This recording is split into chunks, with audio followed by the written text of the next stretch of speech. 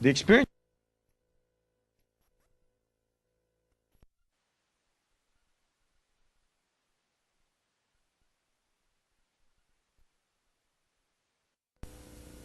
The experience that he's pointing to, it's happened like 3 or 4 times where we've gone in and used 2 tools. This tool has been the tool that we've articulated what we do to the customer. But Charles Harris put together this other tool called StationCast, which actually has all the cartoons. It has Dragnet. It has Bullwinkle. It has Extreme Sports. He's got some movies in there. And what these are feature-length movies that run for 2 or 3 hours. And it's always impressive to have this running while you're talking in the meeting, full screen on the customer's computer. It's pretty powerful. And so the customer starts to begin, or the customer starts to understand how he's going to make his business work right there in that moment. And I can tell you that the customer he's talking about is NBC. I mean, they were flabbergasted when they saw that we were streaming full frame, full,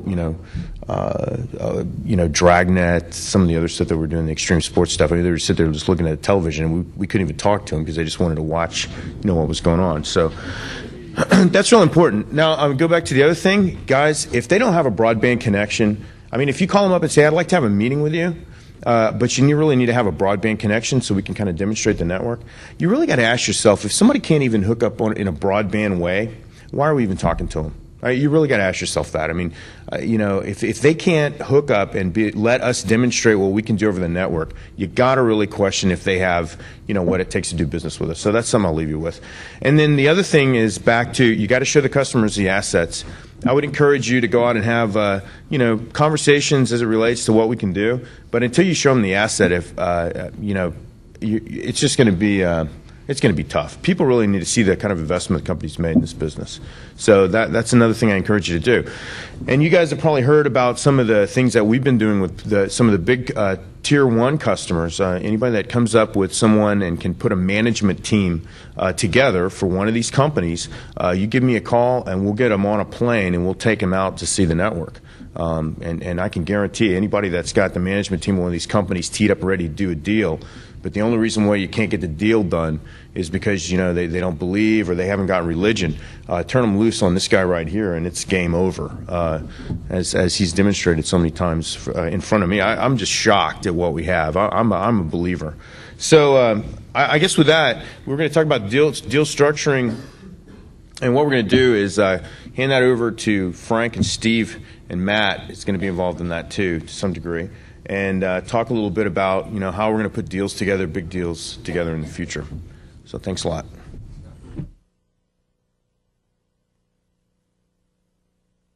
My name's Frank Bay, and this is Steve Barth, and we're going to talk to you about the War Room and also kind of our outsourcing business model as a way to go after and get the systematic earnings that Jeff Skilling referred to that we're going to need in order to get this thing launched.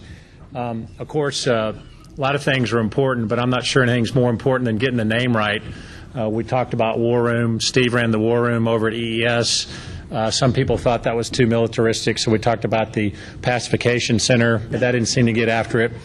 We talked about a knowledge pooling point and a strategic business decision center, but I think David Cox gave us our best name, the Muleshoe Fire Department.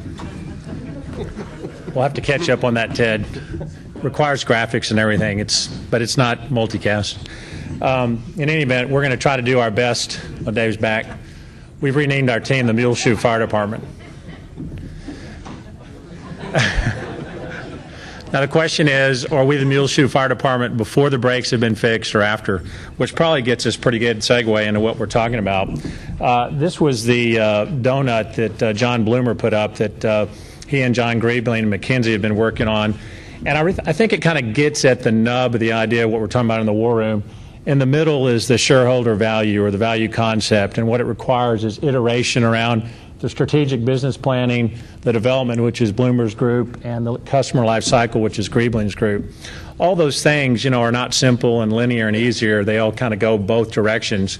And implicit in that is a whole host of issues for the people in this room, which is how do we sell what we sell? What is it that we sell? What's the price it ought to be sold at?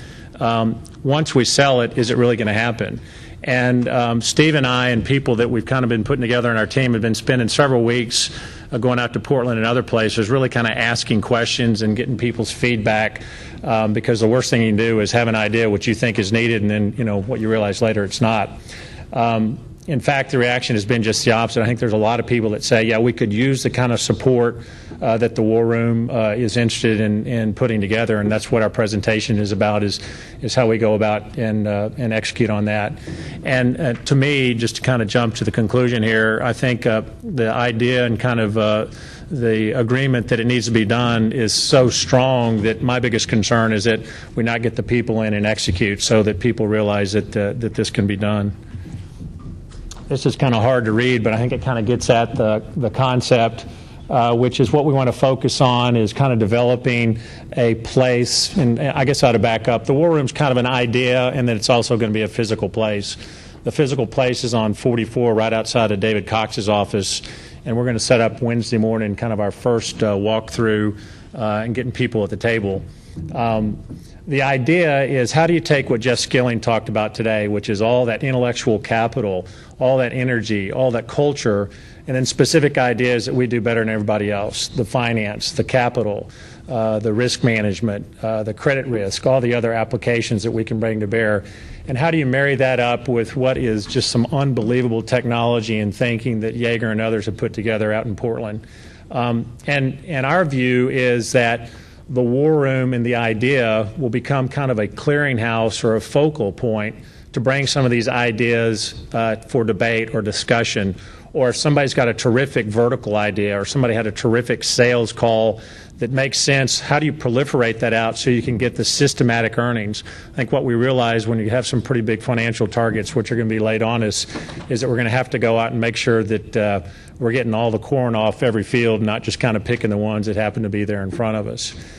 So if that's the idea, some of the concepts that we're throwing out is how you can develop a support group or a place to go get solid economic analysis around value creation, organizational understanding and clarity around the products, the strategies, and the capabilities, focused team efforts to bring the best product to the client, and kind of a disciplined and complete pricing discussion. This was McKinsey's attempt to kind of go at what we're talking about. I think we'd change this a little bit in light of yesterday's discussion. Would make the birds elephants. And I'm not so sure that the first slide wouldn't be a lot of shotguns and just one bird. But in any event, I think it kind of gets at the concept.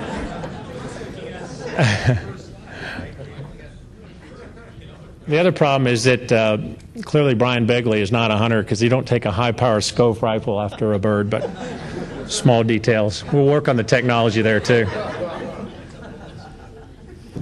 This is probably worth spending a few minutes on, or a few seconds. The mission is what we just talked about.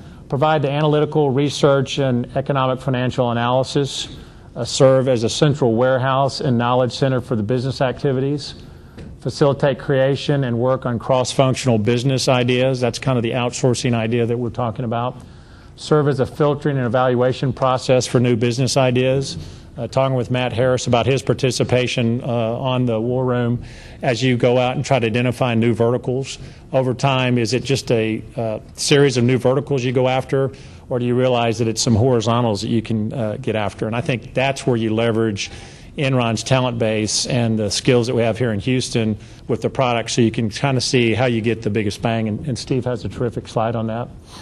And finally, to evaluate and manage risk exposure. And we have the risk management group and what they're doing on the trading side, as well as kind of just the general risk of going out and promising something to a customer and not being able to deliver. That's a pretty big issue.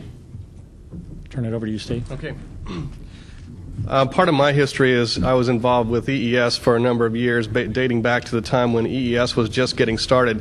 And there are some uncanny resemblances to the processes that were needed at EES relative to what we need here today, or what it appears we need at ECI.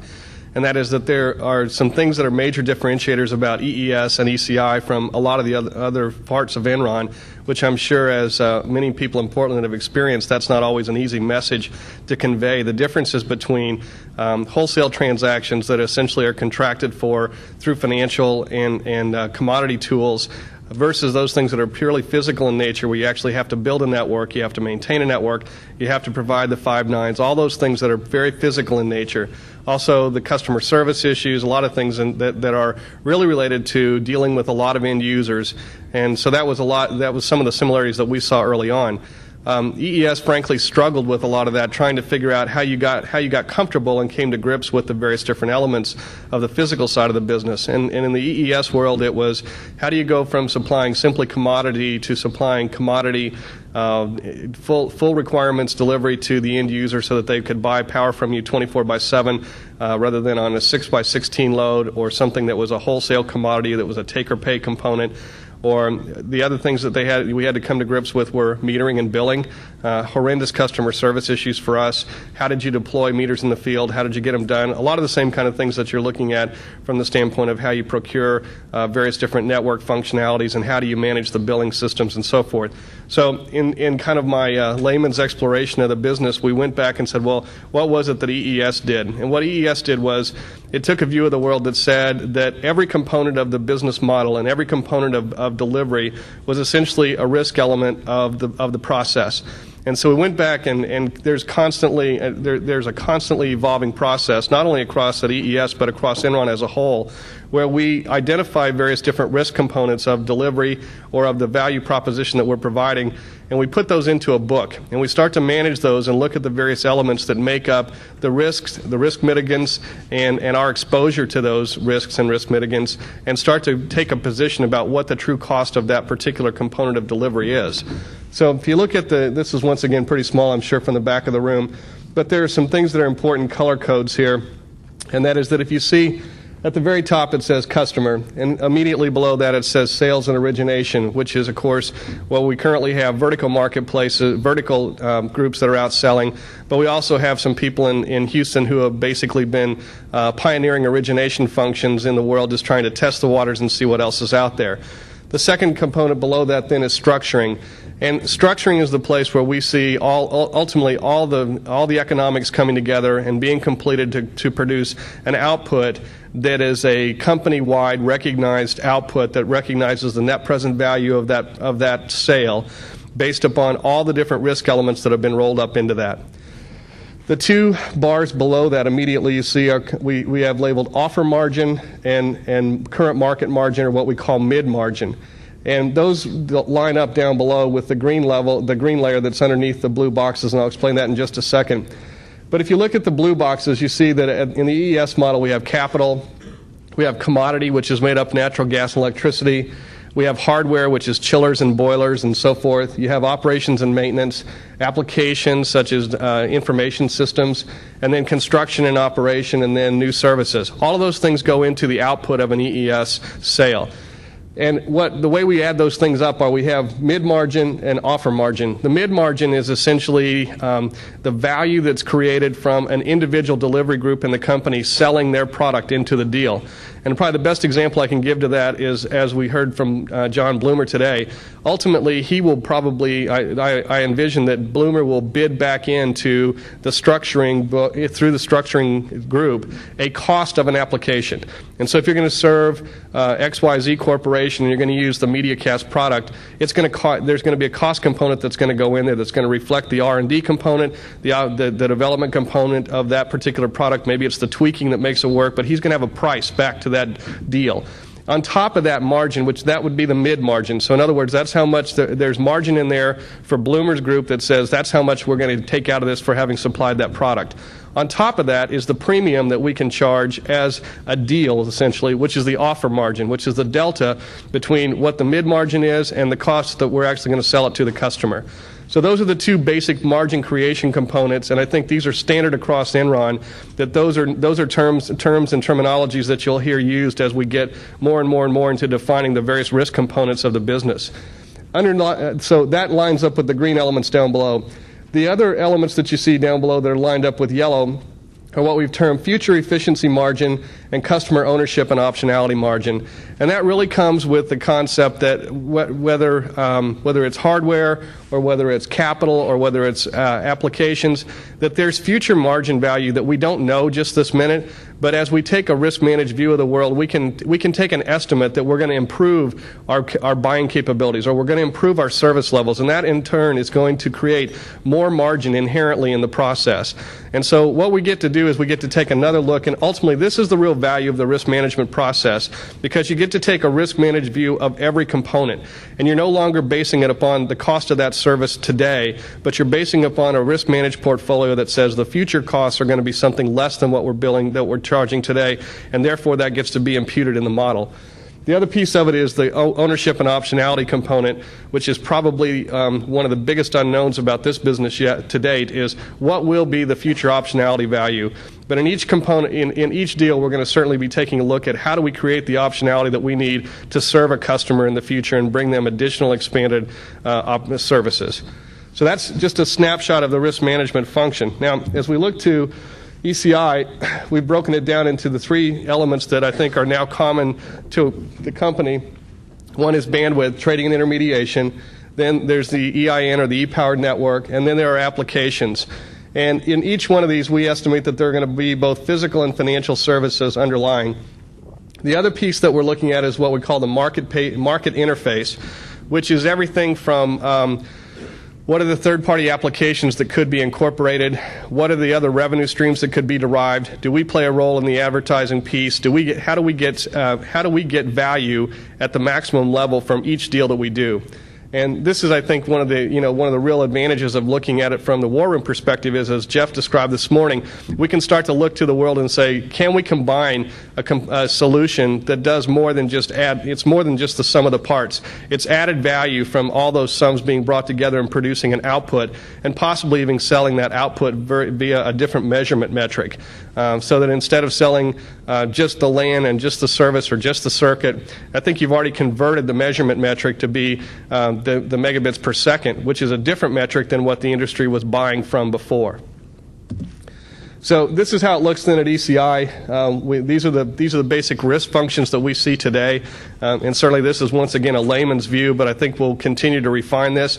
And one of the functions of the war room is, as we lay this thing out, we're going to start dissecting each deal that comes in, and we're going to take a look at it and say, what are the various different components of this deal, and do we currently have a risk management function in place to take care of that? So currently it's capital. Certainly there's capital involved, as you've heard today. Every deal we're doing, we think that the leverage and the use of capital from Enron is going to make a significant difference. There's the commodity of the bandwidth, or the bandwidth and intermediation. There's the hardware side of it. We're employing state-of-the-art equipment. We're using hardware. But, part of the risk management function may be that we take a view of 1,000-unit pricing instead of single-unit pricing as we start to cost out deals.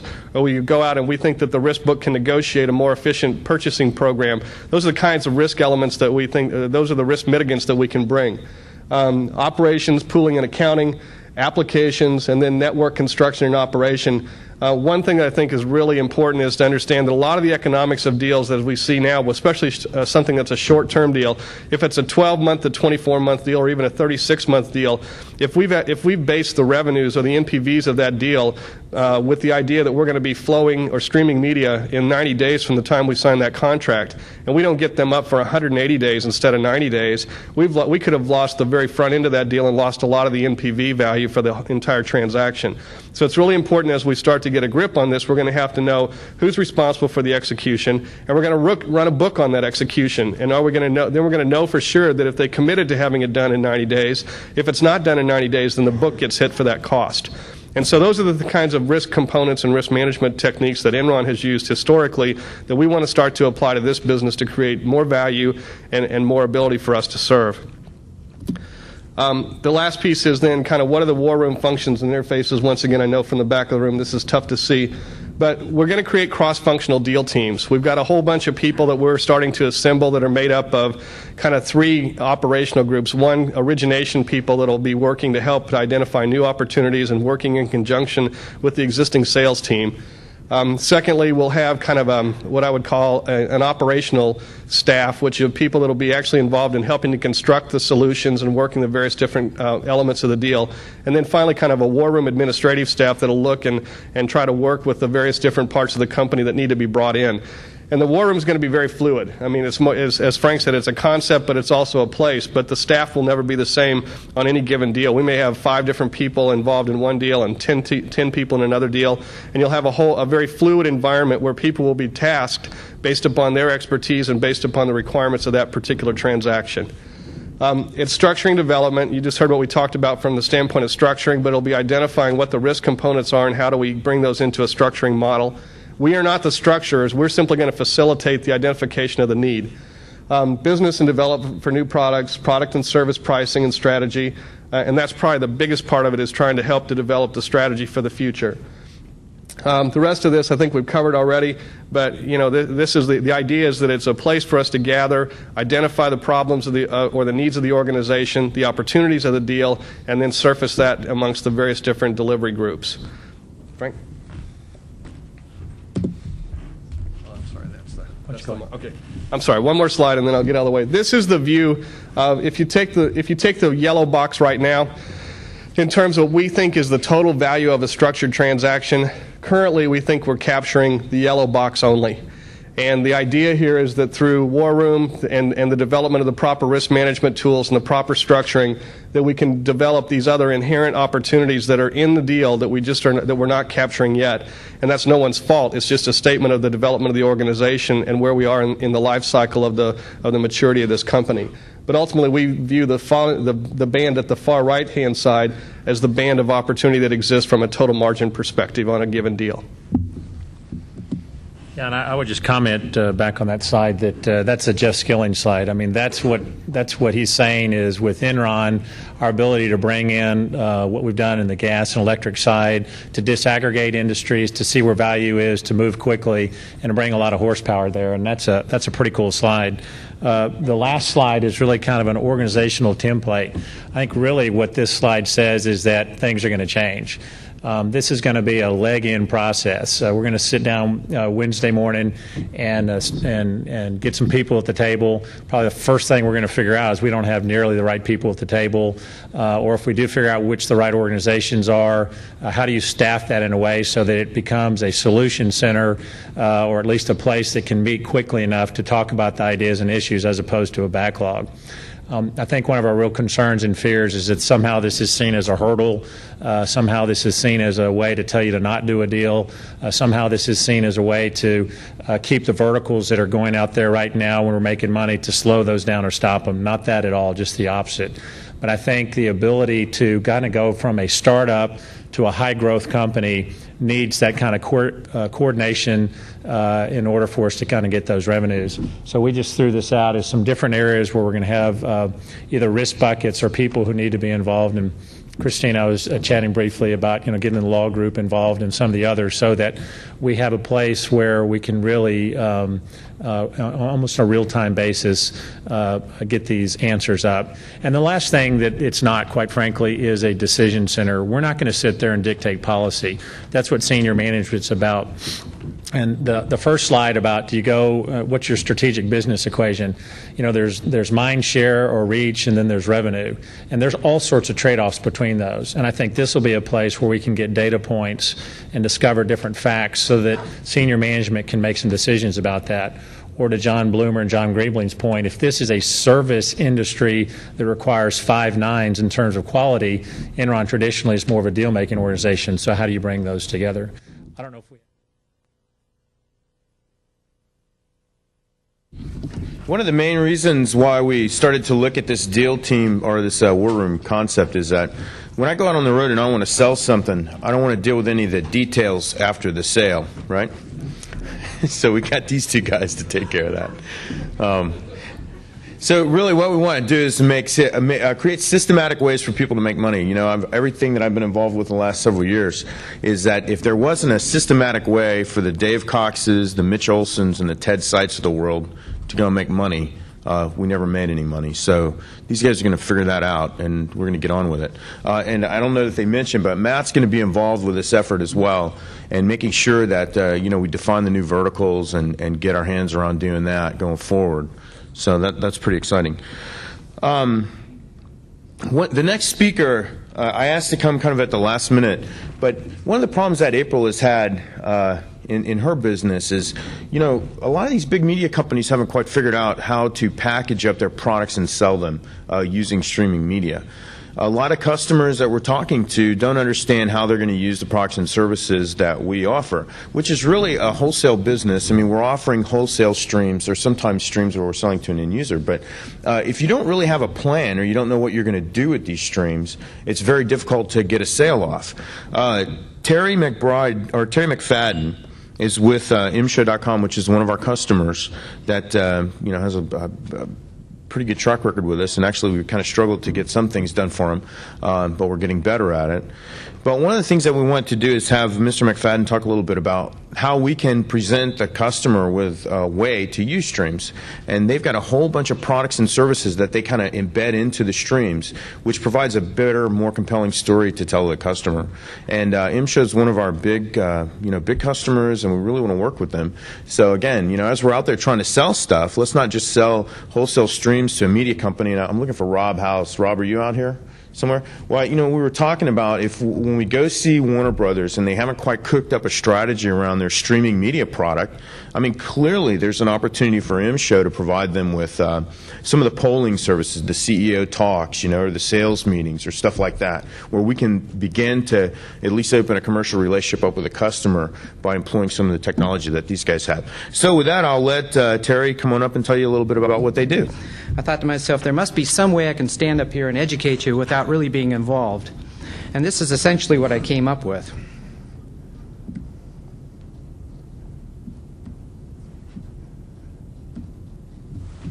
We all know the internet is transforming the way we do business. And web conferencing is now emerging as a hot new business. The reasons are simple. Web conferencing improves communication, allowing presenters to communicate to more people more often with more impact. It increases productivity and saves travel, time, and money. Web conferencing is also about how MShow technology is taking us back to the human factors that have always been behind effective live communication. I'm talking about people presenting and interacting, people sharing a sense of community, images that create a memorable experience. An MShow presentation provides a live voice connection for every participant, allowing them to be recognized by the presenter, speak, and be heard by all. MShow provides a shared community where participants can dialogue with others, see who else is participating, and find out what the group is thinking. And MShow provides images, movement, and excitement that enhance the communication experience. So, we're at the forefront of change. Let's see MShow in action. Here's Fred in Omaha presenting his marketing program to the worldwide team. Let's look and listen in. So you can see we've really got our work cut out for us over the next quarter. But we've got an aggressive marketing program to help reach our goals. Now, I'd like to invite comments or questions from the group. I see Louise in London has a question. Go ahead, Louise. The plan looks super, Fred, but our advertising seems a bit tired. Are there any plans for a new campaign? Funny you should ask that, Louise. How many others in the audience think we need fresh advertising? Yes or no? Okay, I see most of you agree with Louise. Well, we save the best for last. Nancy, our advertising director, is on the line from New York to take us through our new campaign. Let's look at the issues Fred has been discussing. We need to tailor our message.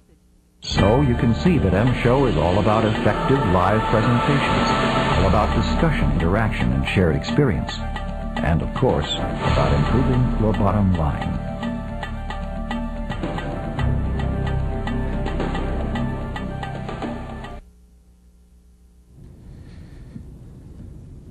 So since we're your customer, I want to know who's going to buy me drinks tonight. I've been asked to shorten this up a little bit, so I'm going to really cut right to the quick of things. Why the Enron MShow.com partnership? Well, We're an ASP, which means we consume mass quantities of bandwidth. In order to accomplish what you just saw on the screen, we need a tight partnership with the carrier. You're that carrier. If you look at all the things we're trying to accomplish with an M-Show, we're pulling together a number of different technologies, running them through your network or the internet out to an end user. Our customers are Fortune 5000 customers. I'm sure those are your customers as well. Our whole scheme falls on its face if the network doesn't hold up. Application sharing is a big one that individuals use. I'm going to moving along rather rapidly here. But all of these things feed into clouds, multimedia, which is what you're currently watching.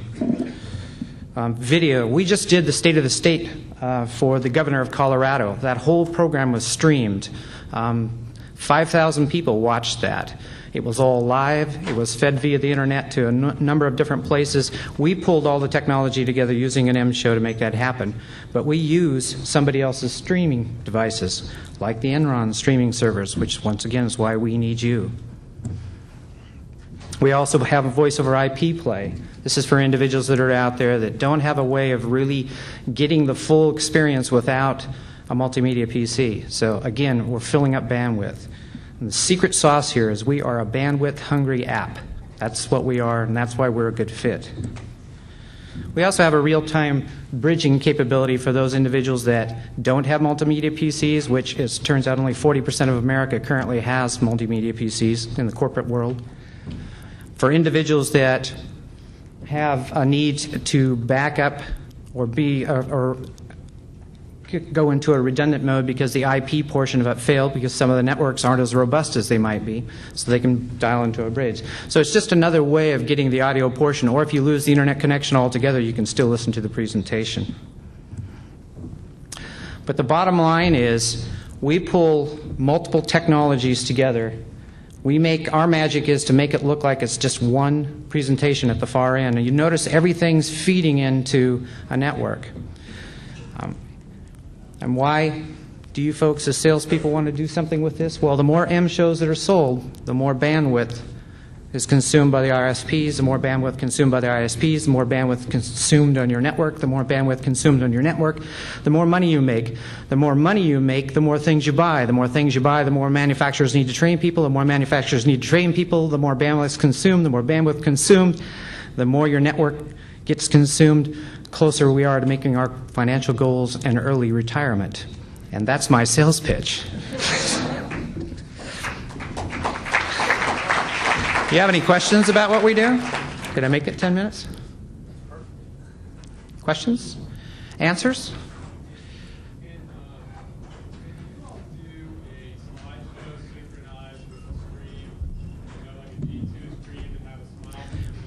Slideshow? Absolutely.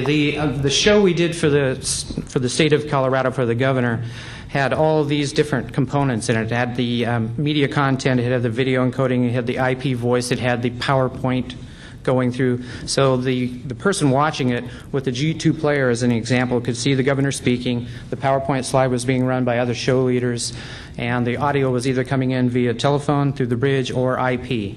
So all those things are pulled together. And we can provide a real rich media experience. We can do just about anything a customer wants with a PowerPoint presentation, add shockwave or whatever. In fact, what you watched earlier was a shockwave presentation.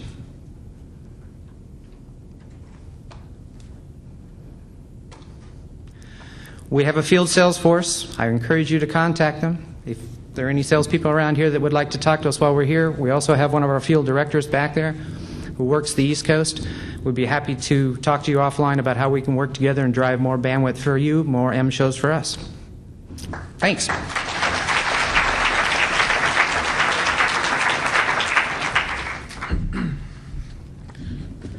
All right, so Rob, were you still out there, Rob? So the next time we go and see one of those media companies that doesn't want to do any business with us because they don't have a business plan, we need to get M-Show in there and try to sell them some streams for their CEO talks or something like that. All right, well, I thank all these guys for showing up. Scott Yeager did a fantastic job. Where's Gary? How would we rank Scott? What was that? What are we doing there? He's outside. Go grab Gary, bring him in here. We got to get this over with. You got to go on the break. Oh, okay.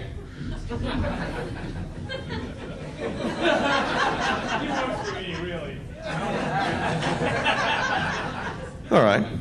Well, we're going to make this real painful then. Okay, so I want to thank Scott and Frank, Steve, and of course Terry for coming out and helping us out with this thing. And if anybody, again, you know, the theme of the thing I want to leave you with here is that we are building the broadband operating system of the future. We're going to be the largest aggregator of bandwidth in the world. And what's another thing we should, another theme? Yeah, well, we're having fun, right? I mean, that's kind of a no-brainer. But anyway, thanks a lot. You all heard about the merger of AOL and Time Warner, two media giants and internet giants merging today. I think it's the largest merger to date in history. The world is changing, and as you heard from Jeff, Dave, Scott, and other people, we're going to be an important part of that. I think we have an exciting opportunity being at the confluence of a number of different important industries. We're in some ways a telecom company. We're in other ways an internet.com company. And yet in other ways we're a media company, or at least we are a media services company. So for me personally, it's an exciting time to be at Enron Communications because we're at the confluence of all these forces. To kind of add some outside perspective and make sure that we're not all smoking dope and, you know, crazy, I thought that would be very beneficial to have someone from outside the company talk about where is this whole marketplace going and what is happening. So we've got with us Paul Palumbo, who is a research analyst with Digital Broadcast and Programming, their webcasts track, who's going to talk about the state of the industry. Thank you, Murat. Good afternoon. It's a real pleasure to be here this afternoon and share some time with you today. My name is Paul Palumbo. My day gig involves doing research with an information and research service called Digital Broadcast and Programming / Webcast Track. I also write regularly for The Hollywood Reporter and other publications in sectors that concern digital television, interactive TV, high-definition television, etc. And I host an executive interview show on the Internet called Executive Impact on the On24.com network. On the research side, which is my primary focus, DBP Webcast Track examines interactive audience behaviors, on-air and online or any combination of the two. When we examine interactive usage, it can take place on any number of different platforms. It can take place with a Wink on-screen overlay, with WorldGate, which is internet on TV via cable, ACTV, which is multi-view programming, or synchronous PC TV types of programming, or a broadband-type platform approach.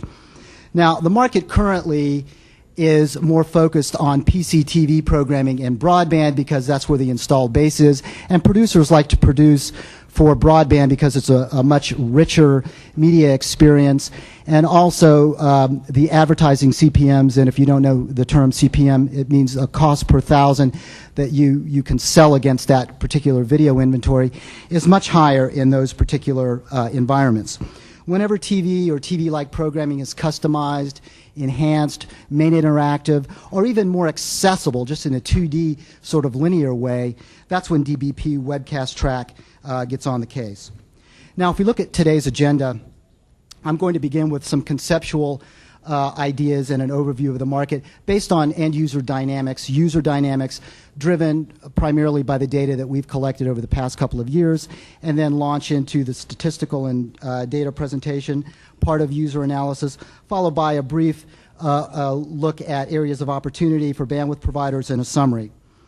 Before I launch into the presentation today, I wanted to make a couple of remarks about AOL Time Warner.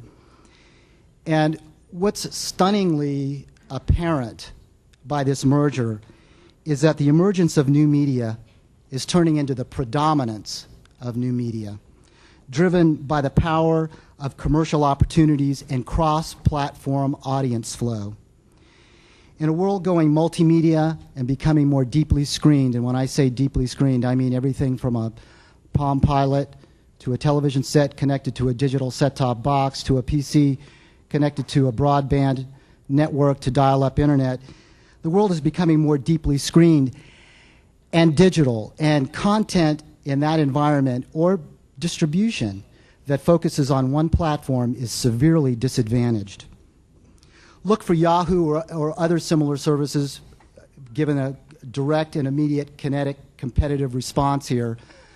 Look for companies of the stature of Yahoo to be buying a motion picture studio, a cable system or multiple cable systems, television networks.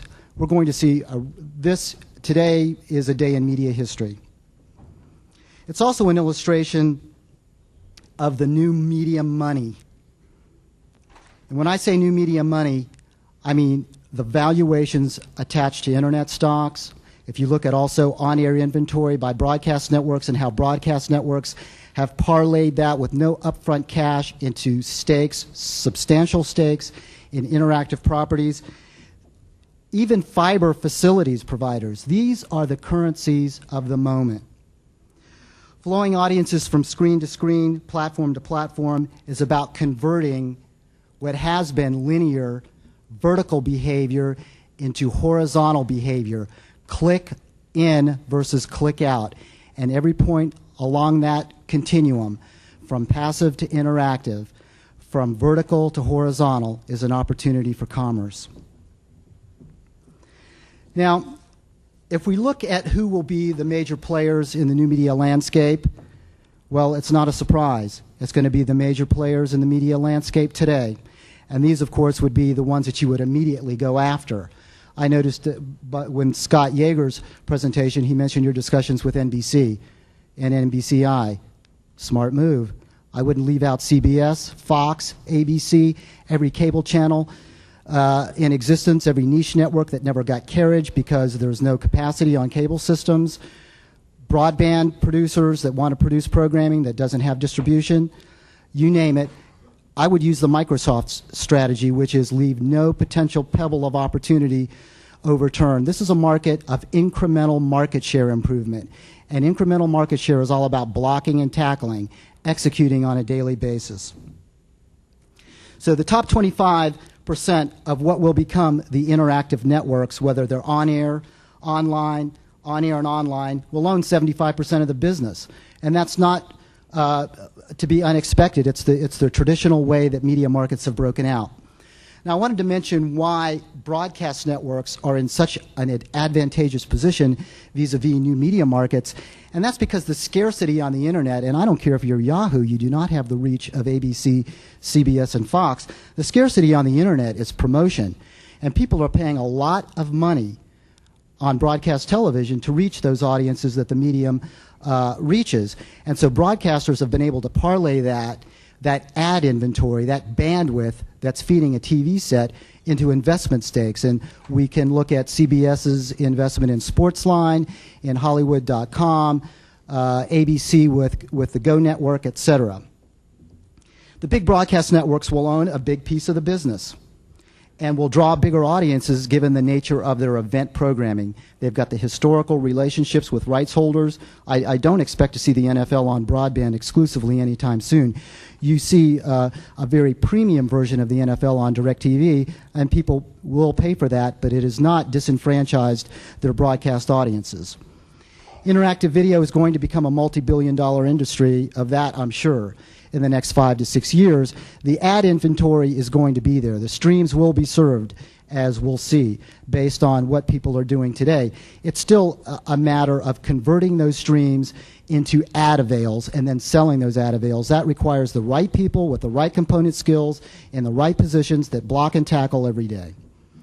And while the market is nascent, consumer preferences are being won and lost today. Now, this is a concept I introduced early on when I discussed AOL Time Warner, and I think that this is really the primary driver behind AOL Time Warner. The world is becoming more deeply screened. The future of all media is screen deep. People will go interactive more as more of what they want to do is produced for one or more of these screens. Media has always been interactive to a certain degree, but it's taken place primarily in the dimension of imagination. Reading a book is a very interactive experience. It's portable. You can take it with you. You can flip to whatever page you want to go to immediately. And television is mimicking that, and television-like programming and infrastructure, the software infrastructure, is able to deliver that, or on the cusp of being able to deliver that. So as we're able to provide people access, they will take advantage of it. Programming developed for two screens, for example, PCTV programming, requires a different level of concentration on the part of the user, but I maintain, and I have statistical data I think that backs this up, that in some cases the multi-screen experience is going to provide a more satisfying experience because it allows people to follow their curiosity. And all the points along that curiosity continuum are opportunities. Now, another interesting concept, I think, is the concept of visual literacy. As a society and a culture, we grew up, at least I grew up in the era of television, and I think probably most people in this room did spend a lot of time, and we're very visual creatures, spend a lot of time watching television. Well, what's happened over television in the past 20 years is that the medium has become very data-rich. If you look at a screen, Bloomberg, for example, being the most outrageous example of that, they really don't have necessarily a feel for the aesthetic. But if you look at what's happening on the Bloomberg screen, it's extremely intense. The real estate, the on-screen real estate, is parsed up all over the place. The streaming video is reduced in the background, and there's all sorts of data wraparounds, etc. It's the same with the broadcast networks. If you compare a screen today with a screen on television 20 years ago, there's no comparison. Well, what's happening is we're able to process that visual information. Those visual cues are not alien to us. And I believe that the processing of visual information is a much larger step than actually acting upon those visual cues, because we already know they're there. We're comfortable with them. And then when you provide an easy form of access to go interactive with these sorts of cues, whether it's an eye on the screen or a bug somewhere, I believe that's a much smaller step. So what we're doing here, and what's happening, and it's happening sort of in an organic way, is we're creating sensory intelligence. And sensory intelligence is a form of intelligence, and sensory literacy is a form of literacy.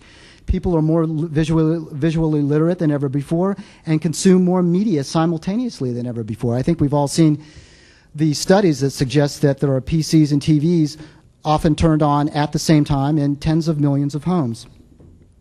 Now, that said, there's currently, and this might have an impact on your short-term strategic initiatives as far as the programming networks that you might want to facilitate relationships with. There is currently an inverse relationship between the granularity of programming and the level of interactive engagement. What I mean by this is that if you're watching broadcast television in prime time, there's a much lower or lesser propensity for interactivity than if you're watching CNN at home at any time during the day, or E-Entertainment Television or ESPN. These more granular networks, or the Hobby and Craft Network, the Recovery Network, the Documentary Network, there's a greater propensity to go interactive with niche programming than there is with generalist broadcast programming. Now, that is also a phenomenon that could be temporary. The data does show this, that it is a reality, but it could be temporary. And as programmers, even in prime time, figure out what compels people to go interactive and the experience is easier, then that can change. As the quality of sensory programs, audio, visual, graphic, dynamic, and storytelling evolves, there will be a larger following for those types of shows that successfully integrate what is relevant to people. The end game will be cumulative audiences, not simultaneous audiences. Cumulative meaning at the end of the day, they add up to something, and there might also be a transaction index as opposed to just how many people showed up, but what did you sell me today, or what did my program sell today, which suggests a wider definition of ratings might be necessary. Now, some people, and I hear this at conferences all the time, maintain that people will not watch video on their PCs. And let me shoot that down right now. People will watch video on their PCs. There is absolutely no question about it. While people are trained to be impatient, given the nature of soundbite programming on television and other media, they are willing to sit through a 2-hour movie if they're interested. People don't have a problem watching a movie on a 13-inch television monitor. They don't have a problem watching the NFL on a 9-inch screen in their kitchen. And this is very good news for broadband providers and dial-up internet providers and content providers. The difference between a television screen with a 13-inch monitor and a PC screen connected to a broadband network is a difference without a whole heck of a lot of distinction. It really comes down to what's on. And then the more control you give people, the more they will move away from programming that is less compelling over time. And this includes straight linear 24/7 programming that you make more accessible. Now, one of the things that you would want to look at as targeting your prospective partners is consistency in their commitment in delivering both streaming or on-demand or live types of programming, because what wins the day here is consistency. And not only consistency, but promotion. It's the foundation, it's the rock, the bedrock of what has become the televisual experience, because you show up, a lot of people show up for broadcast television every night because they know it's going to be there. Well, a lot of people show up for events, whether it's Paul McCartney live at the Cavern or Net 8 or Woodstock 99 or whatever it might be. They show up because there's been a lot of promotion and they know it's going to be there, but then the next day that audience goes away. Well, that sort of heartbeat sort of approach to programming and bandwidth management is a recipe for failure. Networks and channels have to build consistency into their models. Consistency and interactivity as a format is important because everything gets easier the more times that it's done. Consistency is crucial to reducing the level of interference inside the interactive experience, and by this I mean media players and that sort of thing. Consistency means getting people comfortable with interactivity, and that takes repetition. There is also a follow-the-leader type of mentality in that when one producer finds an interactive format that works, others will jump in quickly because there's less risk. And the commercial aspects of two-screen interactivity, it's a very powerful commercial combination. And again, this is one of the drivers I think you'll see that's behind the AOL Time Warner merger. The broadcast medium and its advertisers have embraced the internet with a lot of enthusiasm. And a lot of that money is flowing from the internet into broadcast as well. The number of .com commercials in all media and the number of on-air mentions driving people to websites, the number of promos, bumpers about interactivity is growing at a rapid rate. You can't listen to talk to radio on your morning drive into work without just about every commercial is a .com commercial, and it's that way on television. Also, everyone who uses a PC also watches TV at some point, and that's really a powerful hook. PC TV cross-promotion and impression building is an opportunity to sustain eyeballs and increase program length of view. And really, in this particular emerging environment, it's length of view that matters, because length of view implies an opportunity for commerce. Finally, as far as the conceptual side of the presentation goes, the hype with respect to interactive broadcast and broadband is justified. Giving an individual control through applications empowerment is as significant, let me say this slowly because it's very important, is as significant as moving from the still frame to the moving image at the turn of the 20th century. It changes an individual's behavior from passive to interactive. There is a distinct and definable behavioral change, and that's when a dramatic shift in the nature of programming formats and business models is created. Now, if we look at the convergent universe as it stands today, one reason that PC TV programming is so popular is the installed base is relatively robust. There are about 38.6 million PCs connected to the internet, 1.4 million PCs connected to broadband networks. That does not include organizations and institutions of higher learning, et cetera. Those are homes, residences. About 4.8 million digital set-top boxes. Those are set-top boxes that power a TV experience. These are early generation. digital set-top boxes, and not quite as sophisticated as those that will roll out in the second half of this year, but they nonetheless enable a number of experiences that weren't enabled before, and about 500,000 Web TV Plus boxes.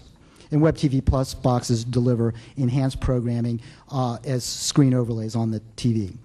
Now, if we turn, yes, sir. Well, broadband, my definition of broadband is about 300 kilobits and above. Your data says there's 1.4 million 300 kilobit throughput homes? Or above, yeah, connected to a broadband network, whether it's the at-home, and I'm looking at really primarily at-home and the Roadrunner service. Well, if they're resellers or they connect into, I really haven't figured that. I really haven't factored that in. And those services, and I'm not sure the extent of their rollouts right now, but as best the data that I can generate, there's about 1.4 million homes. Now, whether people sign up through COVAD for DSL or others, those are markets that are really now just rolling out, and I'm not sure exactly the number. If you include homes signed up in the pipeline, that might be boosted by another couple of 100,000. But it's certainly under 2 million. Okay, if we turn to streaming media, and these happen to be events, but if you look at the primary categories, news is down, medical is way down. In 1998, for example, you might get 1.4 million streams served for an internet baby birth, 200,000 for an open heart surgery, etc. Well, in 1998, those audiences coalescing around that sort of programming were really core constituencies because there's just a lot more on now. And if you don't have the promotional muscle to inform people about what you're doing, you're not going to get the audience that you need. So aggregate audience up, viewing shares up, but per event usage down. And it's down by approximately, this graphic, it's down by about 26.4%. The average event is down, and when I include events, I also mean something that might happen, a hurricane, the JFK Jr. tragedy, the Columbine shootings, etc. These are major events that are played out on networks, etc. But they're more of there's a time limit attached to the behaviors. Now, I know this graphic is busy, and you might have trouble seeing it, but let me orientate you here with what's going on. What we have here, and I apologize for people in the back, I'm sure you probably can't see this, but the main things to take away from this graphic is that these are online either extensions of on-air properties or online-only networks. Whatever the usage figure, the number of people, unique visitors, going to a particular site that has video, the usage index is about 30%. Thank you. That means that about 30% of unique users, for whatever reason, there's a number of reasons behind it. The technology is difficult. They don't know what they're expected to do. They don't know where to go to get a media browser. The bandwidth doesn't work, variable speed connections, etc. About 30% of people that go to a video-enabled site actually have a video experience. Now, that said, there's an interesting dynamic going on between the over-the-air networks with video assets extended online and the online-only networks. Now, if you look at a network like Launch.com, which is the first line that you see, and we have a category for streams served, total visitors, page views, a percent of streams served as a percentage of unique users. If you look at Launch.com, which is a music network, a music video network, they stream a lot of music videos, that the usage index is 200%. In other words, for every unique user that goes to an online-only music type of network, in this case Launch, there's a 200% usage average. They click on 2 video streams for every unique user. Well, it's the same with Sudo, which is another music network. But if you look at something like the NFL.com, which is a very powerful brand, and they did a lot of video programming this year in 3-minute segments, really you see a usage index that's in the low teens. These are people that that have access to a rich video experience on air and then typically go online to find out a little bit more about it, and they might click on a video stream or they might not, but typically usage is much lower on the network sites that have video. Even CNN and MSNBC, although they're higher and certainly in aggregate, the usage is typically lower. Now, it's an opportunity on both sides of the equation because, A, you know right away that the music networks and the specialty networks that deliver that sort of video programming are going to do a lot of streaming, and streaming requires bandwidth.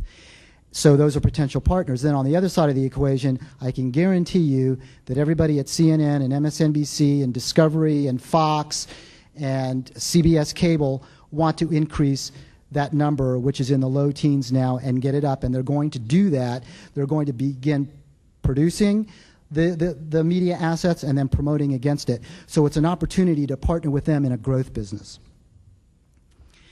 Now, if we look at, again, I apologize for this, but I wanted to give you a good representation. These are streaming networks. These are networks that do X amount of video streams served every month. And I think what's clear here is that there are many networks that stream in excess of 1 million video streams a month. And there are movie sites, there are news sites, there are music video sites, there are any number of different sites. If we look at the top of the list, and I think there's a couple of surprises here, superficially, but if you look a little bit below the surface, they're not really surprises. For example, if you look at the CBS slideshow on AOL, which really does, on average, generates more usage than any other network or portal, and that's driven primarily by two things. One is AOL's promotion across its user base of 20 million people, and also the fact that it's a very simple technology. I mean, these are slideshows with voiceovers, and they work. They compel people. They are easy to get into and easy to get out of.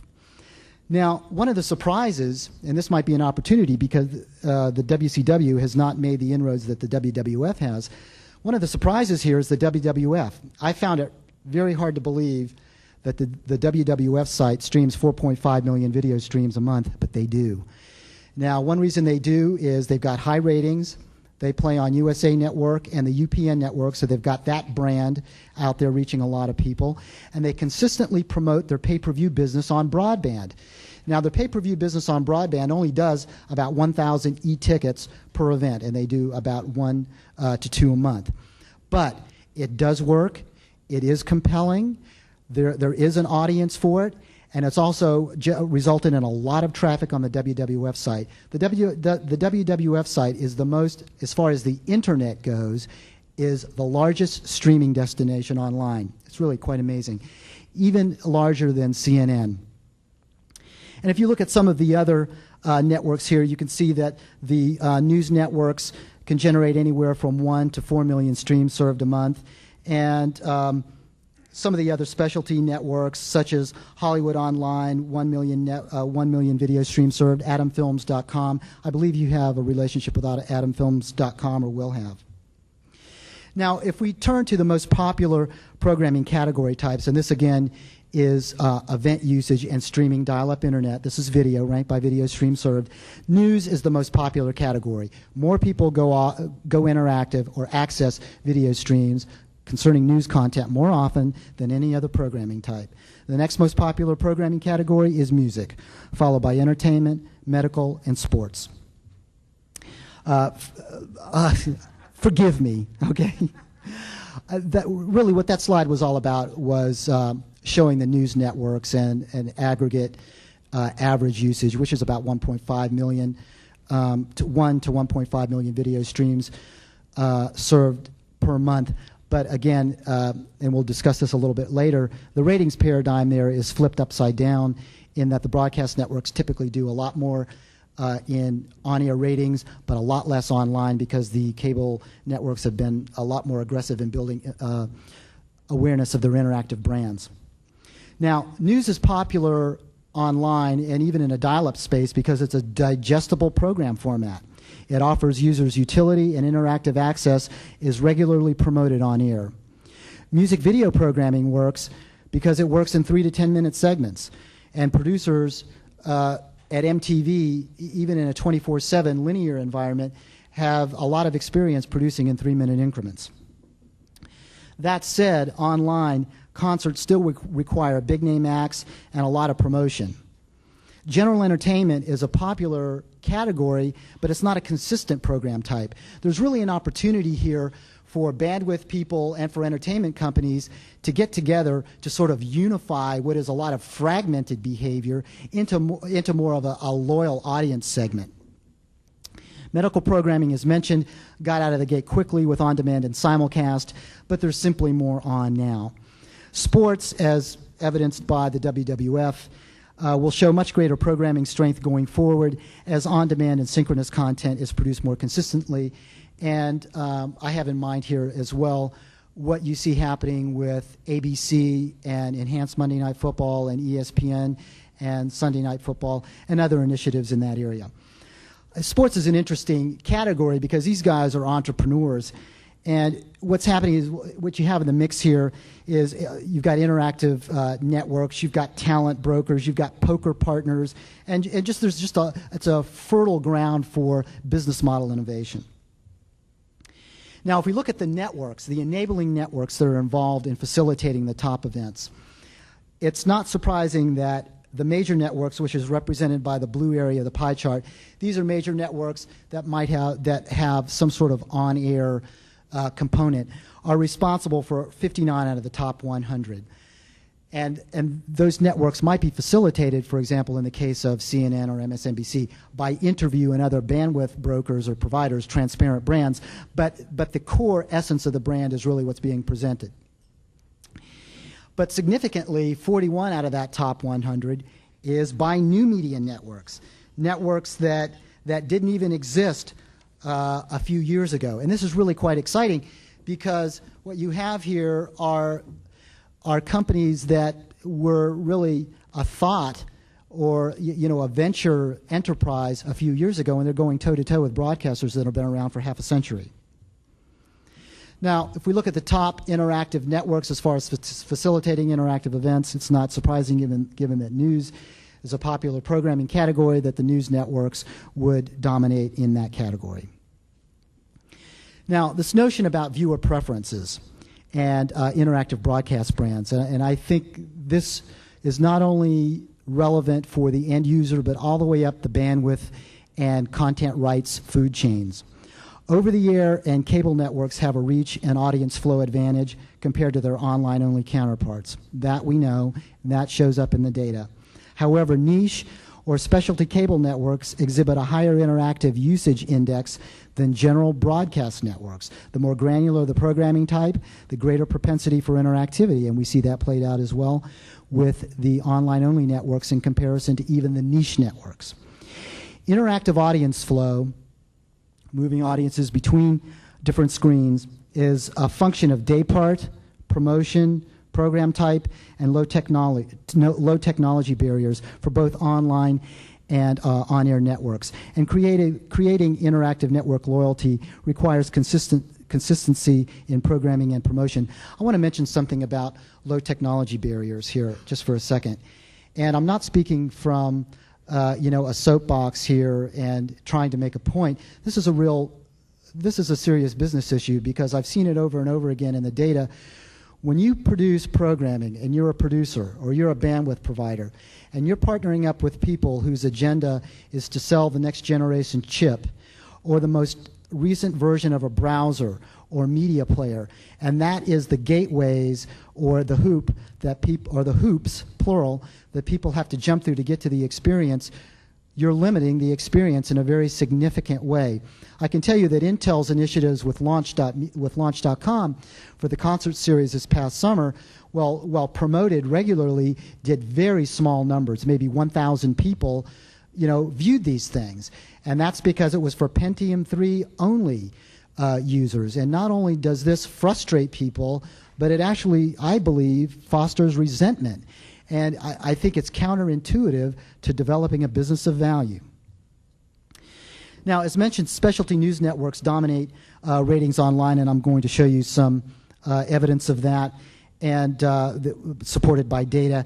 And it's partly because, as mentioned, that the news networks do a really good job branding these sites, promoting them on air, and also just providing a lot of inventory to peruse. And also news is very popular because it satisfies a user's need to know on an immediate basis, and that level of immediacy can take place at home or at the office. The office day part, by the way, is a real phenomenon. There are a lot of people log in to video programming through the enterprise gateways.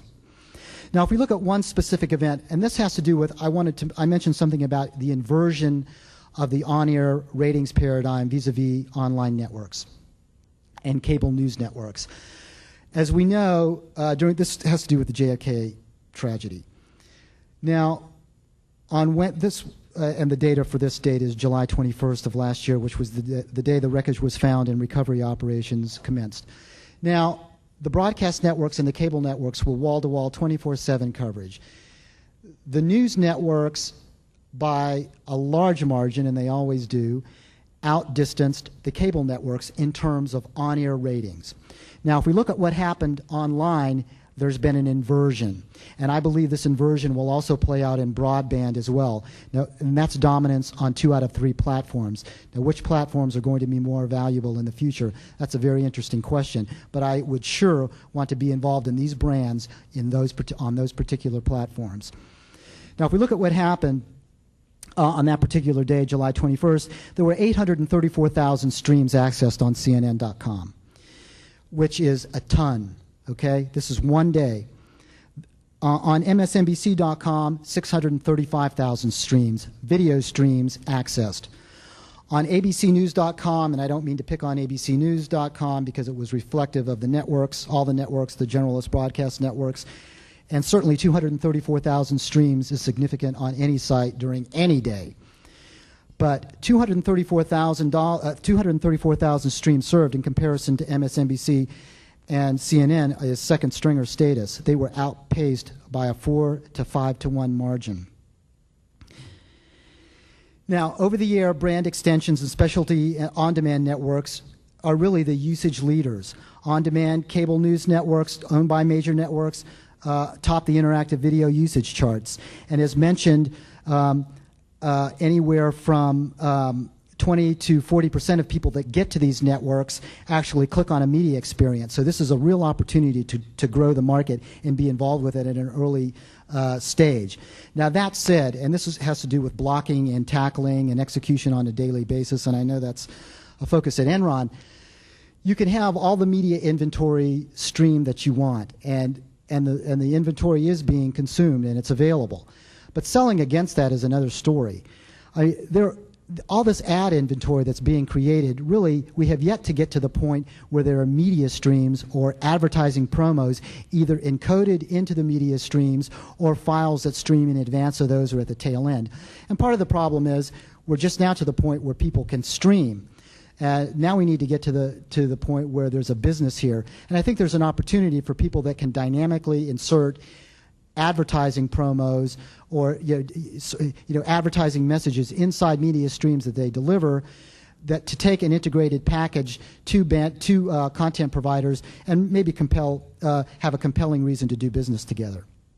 Now I want to further examine the inversion of on-air ratings and a couple of dynamics here. And again, I apologize for the small type. This has to do with synchronous PC programming and then on-demand programming that takes place that has an on-air component and then viewers go online. And it also has to do with ratings bang for the buck versus a cable network and a television network. Now, if we look at an event that happened last year, and it was the Monica Lewinsky interview with Barbara Walters, it was a big, event, and 20.2% of all TV households tuned into that. I can tell you that's a very big rating. Then there was programming made available on the abcnews.com site after that generated over a 2-day period 1.5 million unique users and 200,000 video views. That's significant. Now, if you look at the Clinton video line here and the rating done by CNN, well, they did a 4.1 rating, but 700,000 people tuned into the website to look at Clinton's video testimony. Now, I would suggest that while they're different specific events, they had to do with one overlying sort of event, which was the Clinton scandals, that seeing Monica Lewinsky on television tell her story is just as compelling, if not more compelling, than seeing President Clinton give his video deposition. Nevertheless, the usage that was generated by way of on-air and online usage from a cable network was much, much higher. So that's a very interesting dynamic there. The other dynamic that I wanted to look at has to do with the Drew Carey episode, and I don't know if any of you are fans of Drew Carey or you saw Drew Cam, but this has to do with synchronous PCTV programming and the notion of a simultaneous experience across a couple of screens is very compelling and satisfies a certain curiosity and sort of tactile nervousness that people might want to explore. And this was last November 17th. Now that show did an 8 rating, but there was synchronous PC programming available while the show was going on. You could watch Drew Cam and then go to the website, to the winlouder.com site, and view, little images and things like that that were developed that were enhancements to the show, but you couldn't see on air. Well, in that half-hour segment, 650,000 people went to the website, about 2 million unique users, and that show did an 8.6 rating. And I would suggest that's not by coincidence that simultaneous PC TV programming really is a compelling option. Now, if we get to the forecasts side of the equation briefly, and the numbers are represented from number 1 representing 1999 and number 7, 2005. The streaming video market, this is dial-up, we're forecasting to be worth about $520 million by 2005. And let me separate that out by content categories here.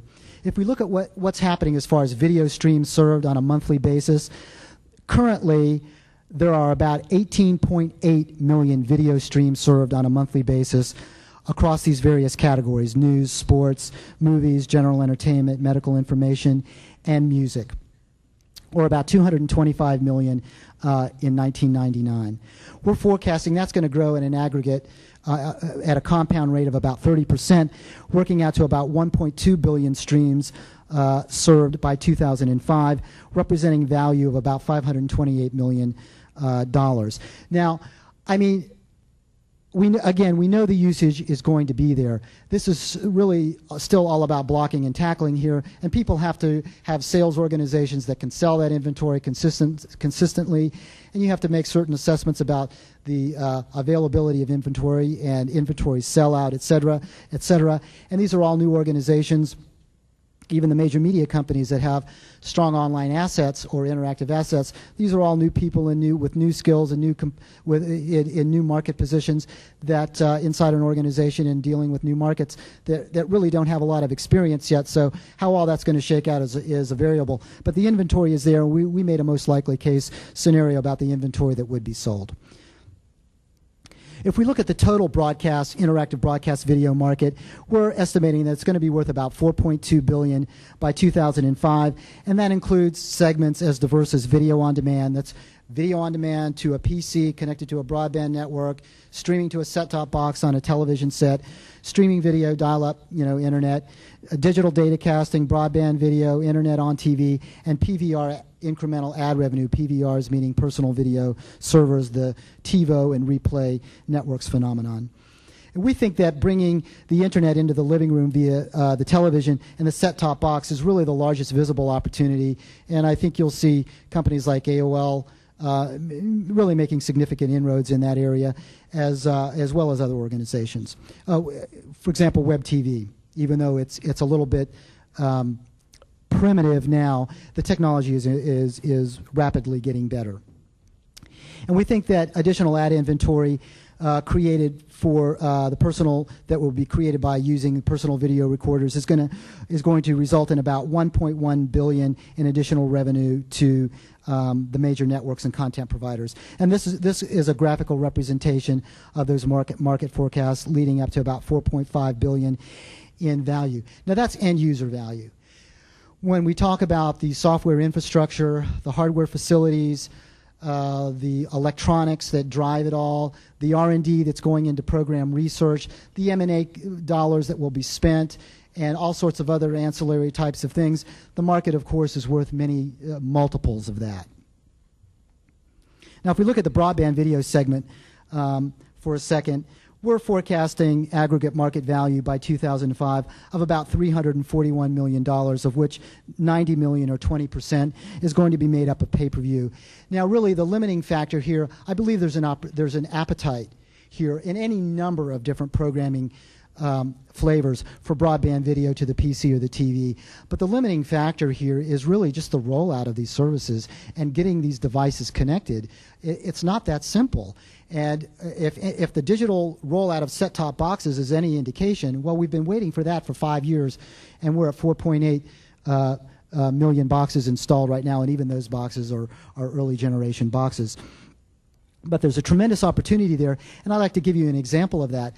For example, in areas that have broadband access, homes are connected to PCs are connected to broadband networks, there's a higher incidence of pay-per-view usage.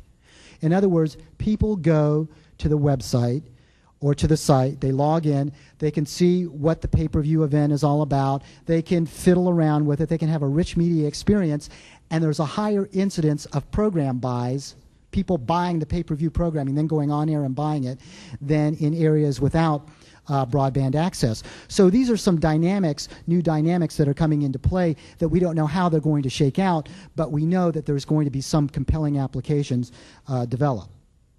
And this is a graphical representation of broadband video, which we're forecasting a little bit in excess of $450 million by 2005.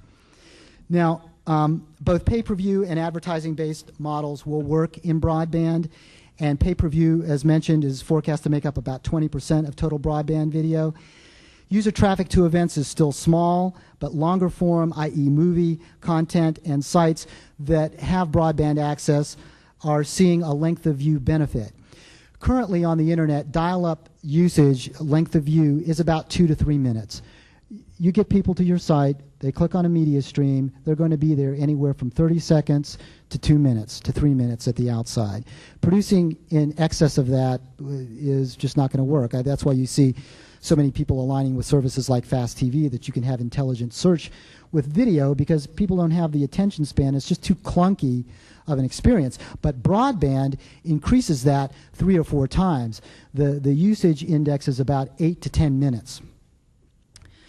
So as mentioned, broadband video is going to grow, and it's going to triple in value next year to about 38 million, and broadband content will make up 10% of total market value by 2005. This is a graphical representation, and by the way, these slides will be available for you to examine.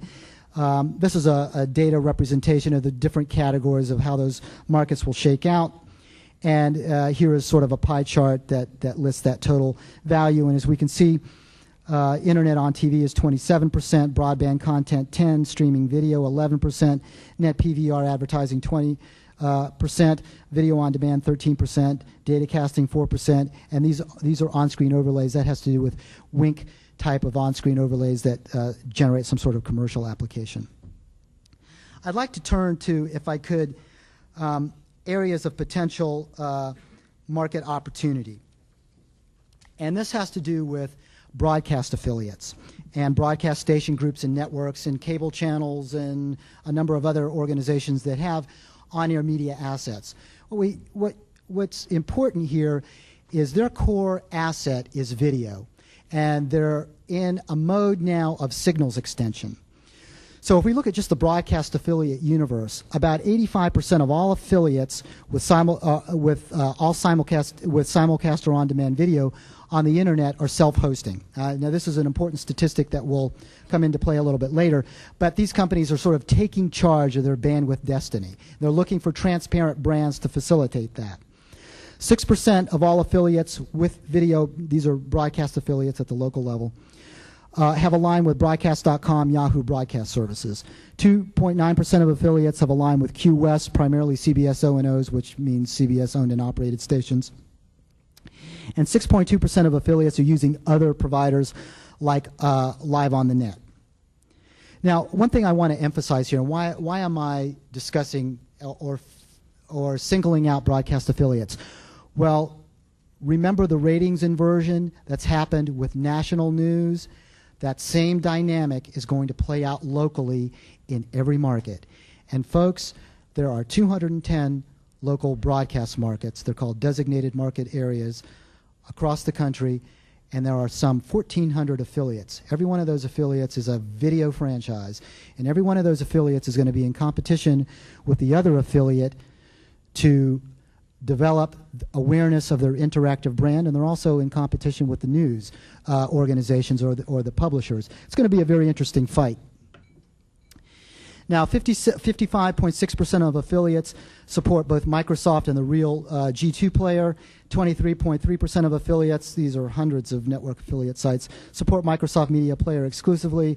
21% of affiliates support G2, and national networks show a greater degree of support for the two leading media players and affiliates, and simulcast on-demand affiliates show a preference for real or G2 players. What all that means, I'm not sure yet, but it's some data that might come in handy. Now, if we look at the cable universe, of a total of 138 networks out there, premium networks, broadcast networks, etc., 77 of those have interactive video assets online, which means over 60 do not. So that's, of course, an opportunity, and it's also an opportunity to work with those that do to enhance the experience, to make it more robust, to make it more transparent, to make it easier, and share in any number of potential business models. Now, a station group analysis of interactive video, and I believe that the strategy here would be to go after these guys at the station group level. National networks and their O&Os are primarily using video on demand. In other words, video on demand assets as opposed to simulcasting. Smaller and independent station groups have experimented much more with simulcasting, Granite and AH-Belo being two examples of that. But what's happening here is that simulcasting, given the level of usage right now, is really not an advantageous program format because people aren't viewing things for half an hour on the internet. You need to parse this up in 2 to 3 minute segments, and plus there's a rights issue. If you have something in an over-the-air feed that might have AP content or Reuters content or CNN content, it's really a rights morass that has yet to be figured out. People haven't been requesting payment for those assets now, but they will.